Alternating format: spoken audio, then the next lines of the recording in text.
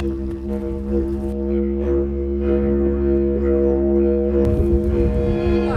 is Ben Glossop. I am the principal bassoon player of the Ottawa Symphony Orchestra, a position I've had for about 23 years, one that I'm very happy and proud of. One of my favorite jobs that I've ever gotten to do was to go rock shopping. To go to a shop and say, hey, this is a big beautiful rock, we need a rock, and put a plaque on it, and then come and sort of figure out where the rock should go and putting it down. Putting down rocks is a lot of fun. So I have been a member of the Poets Pathway Committee for years and years, and one of the things I wanted to do on this journey together with you today is just take a walk along the Poets Pathway between a couple of the plaques, and to sort of listen to some music along the way and to think about the journey that the Ottawa Symphony is on these days. So without further ado, let's listen to some music and have a look at this beautiful plaque, the stories that it tells.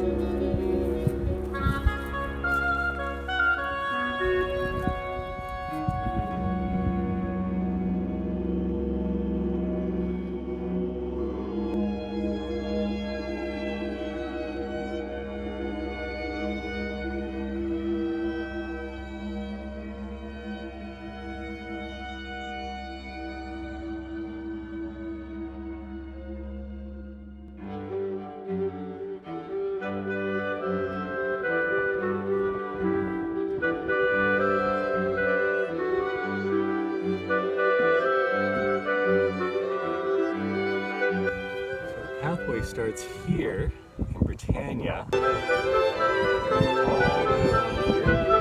this is where Sophie's shopping starts.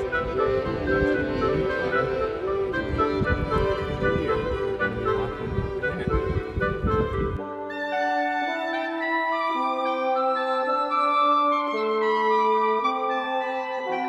Me riding my bicycle. Create the plaque, and I think it tells the story of Archibald Lampman actually walking through the woods. It's called Uplands. We are in the Uplands area.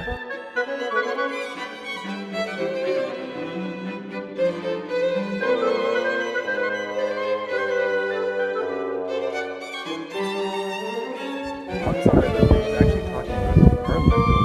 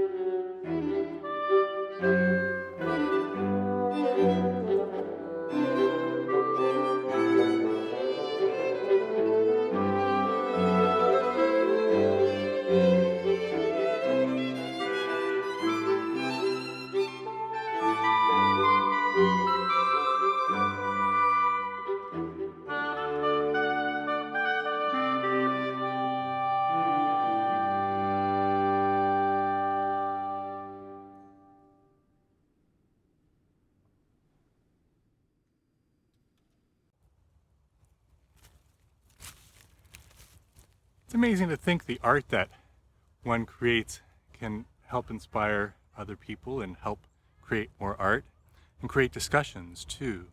So one of the things that I'm really excited about for the Ottawa Symphony is their movement towards progressive causes, and to see a monument that I helped create, Defaced, but helping to further the story by saying, yeah, the people around Confederation time had a lot of things to answer for in our history, and the way in which we present art, having the poets of the Confederation all being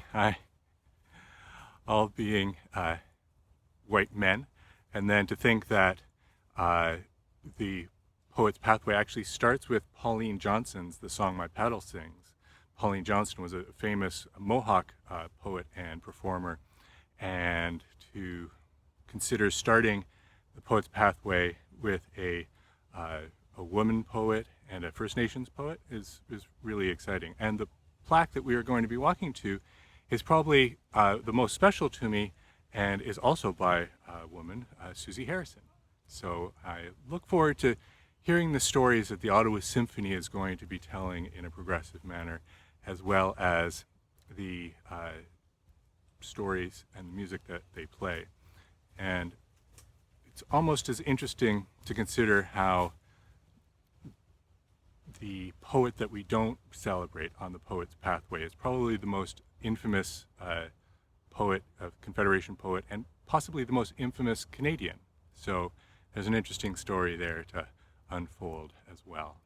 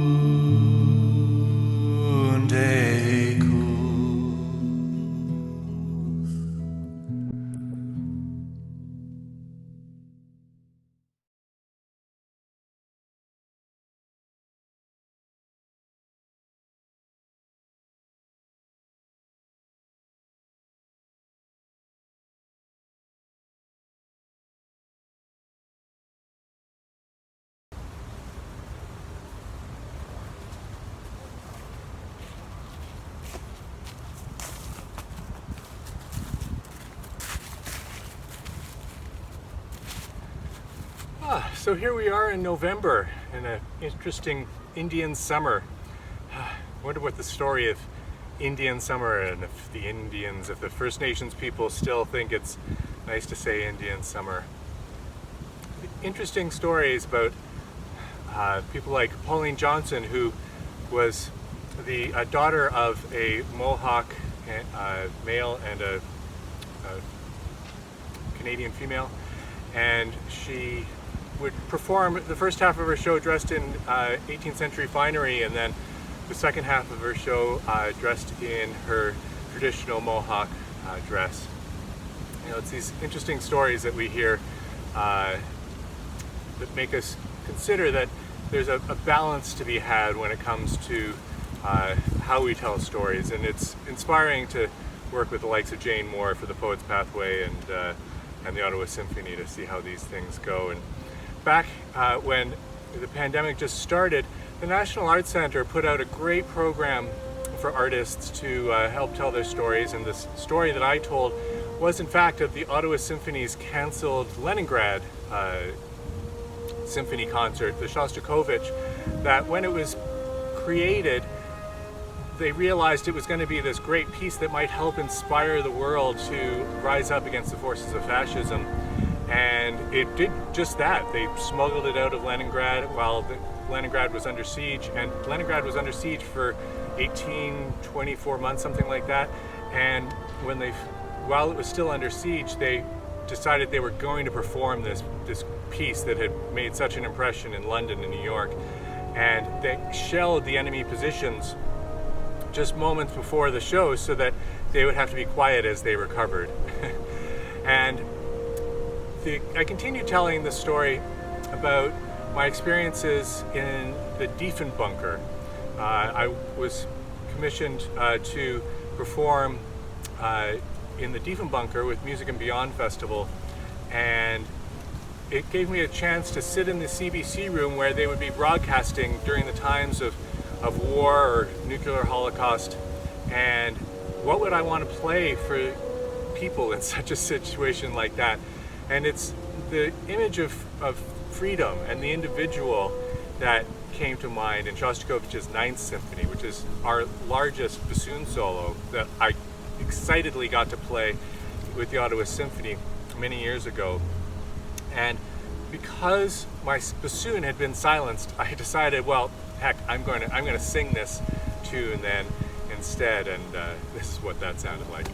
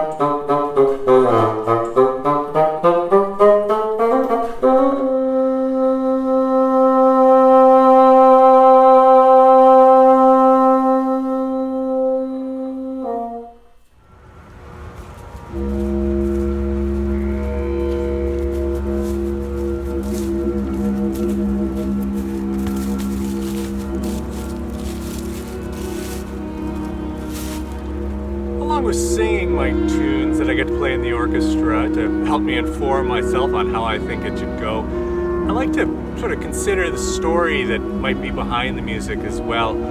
And this next little excerpt is something that didn't actually make it into the final product, but I thought you might get a kick out of having a look at.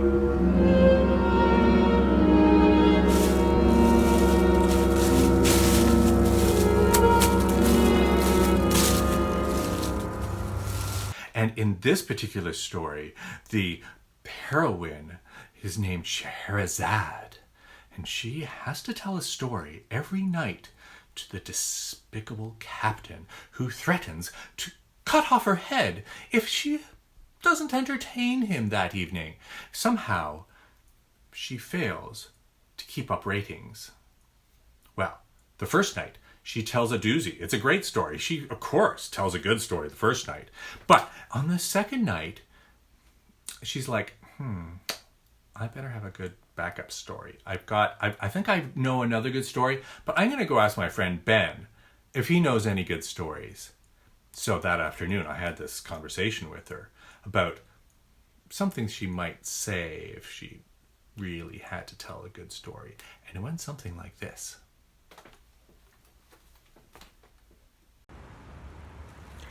I hope you are enjoying this little walk with Ben, getting to know me a little better, and here is a behind-the-scenes look at that music of Scheherazade actually being put together for the show. Check it out on YouTube. I'm supposed to clap when I see that. 3, 2, 1. Here comes the tune. 6 free clicks into bar 1, 2, 3. And you're going to hear me playing this in the background. That's me from an early recording. And there goes those flashes to show where the bars go.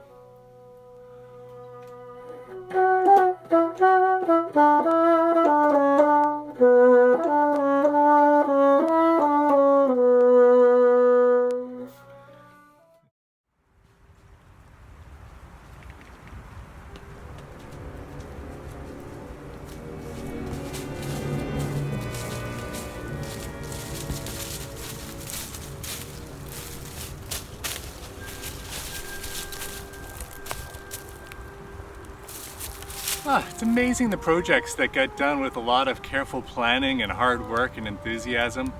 This next piece is one that I was asked to compose by Julian Armour in the wonderful Music and Beyond Festival, and it's had a lot of popularity on YouTube and it's been a lot of fun to play. So here's a little bit of me working on it in my basement and performing it for you now.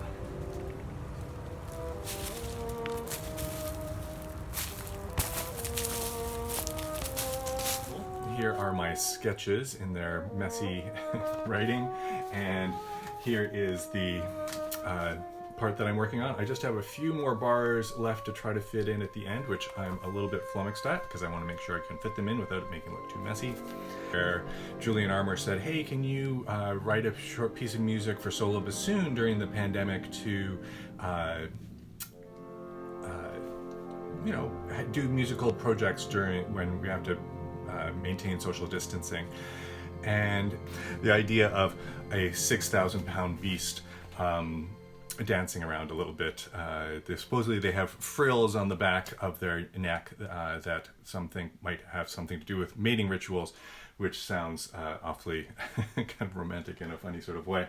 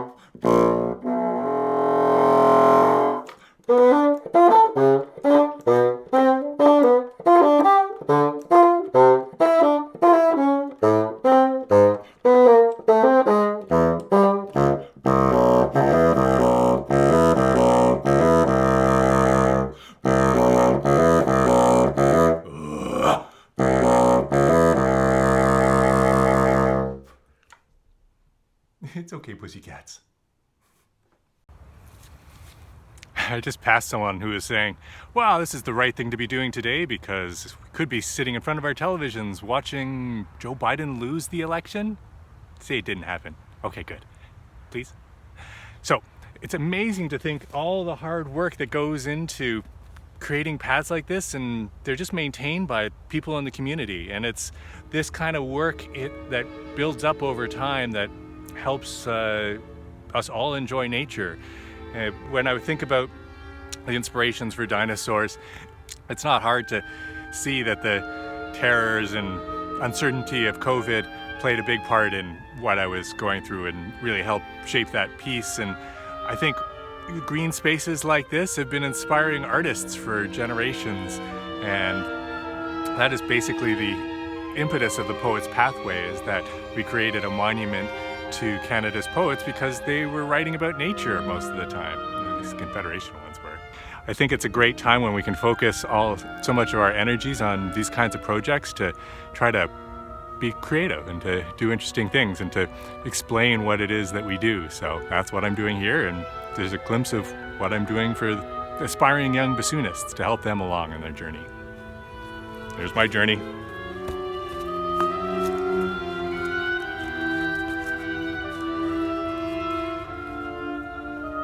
I probably take in a little bit more reed than most people.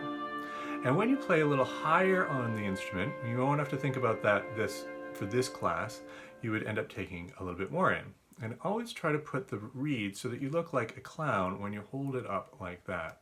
Honk, honk, honk. Okay, great. My usual thing is to go to the tip. I'm checking with my thumb. I would say the right side there looks a little heavier than the left. And the right side there looks a little heavier than the left. So since that will help alleviate a bit of fuzziness, we're just looking to sand that corner down ever so slightly.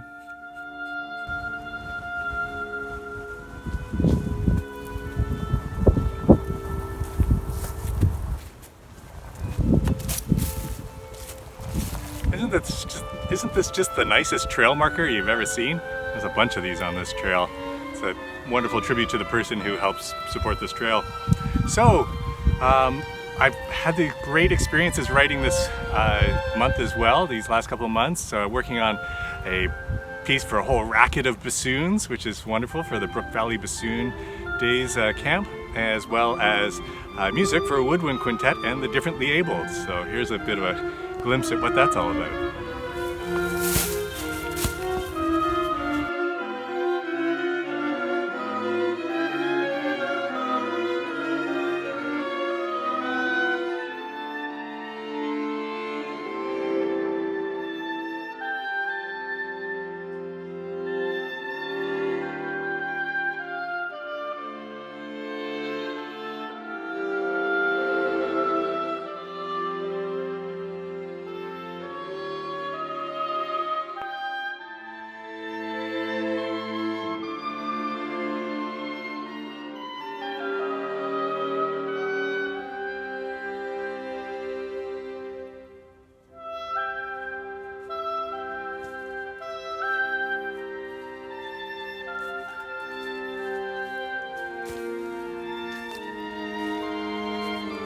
It's also been a great summer for trimming hedges and painting the deck and making Zen gardens and, weeding one's patio.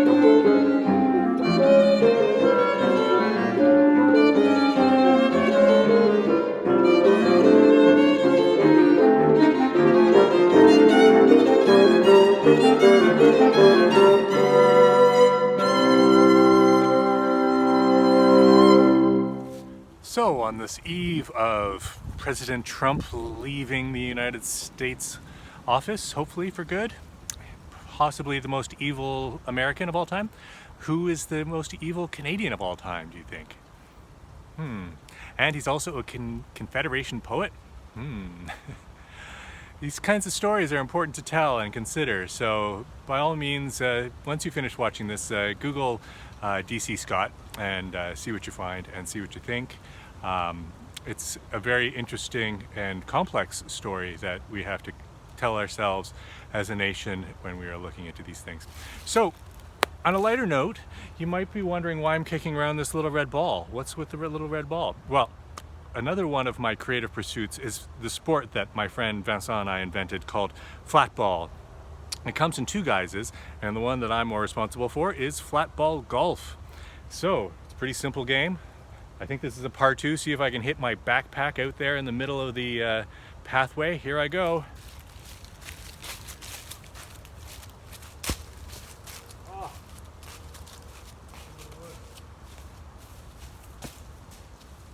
Hey, par 2.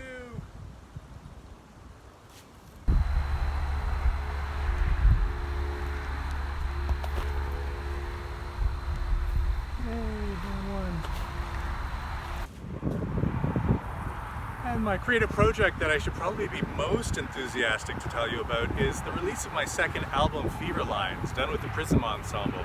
It's been a long project coming, compositions of over 20 years and recordings that have taken a couple years to put together. So I please hope that you check that out. And here we are pretty much at the end of our trip. So with a little fast motion, we'll do the last little bit together. Here we go.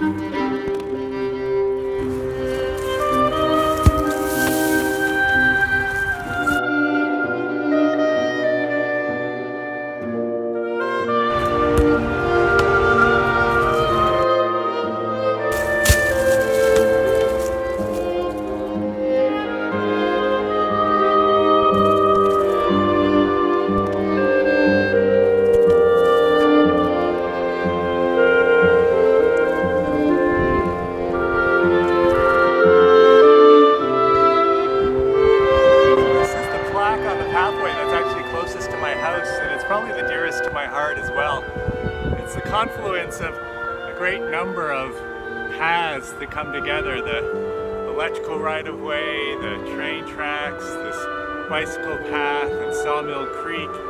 And it's not the most difficult thing to traverse in the world. Certainly Everest would be much more difficult, but it takes a certain nonsensical bravery, kind of a similar sort of bravery that it takes to be an artist, which is what this poem to me has a lot to speak of, this idea that art is essential to us as a community, and I think that's part of what I've been trying to express during this presentation here together. And I hope you've enjoyed it, and I hope you enjoy the poem, and I hope you've enjoyed the music that you probably heard from my upcoming album that's been going along during this presentation quite a bit.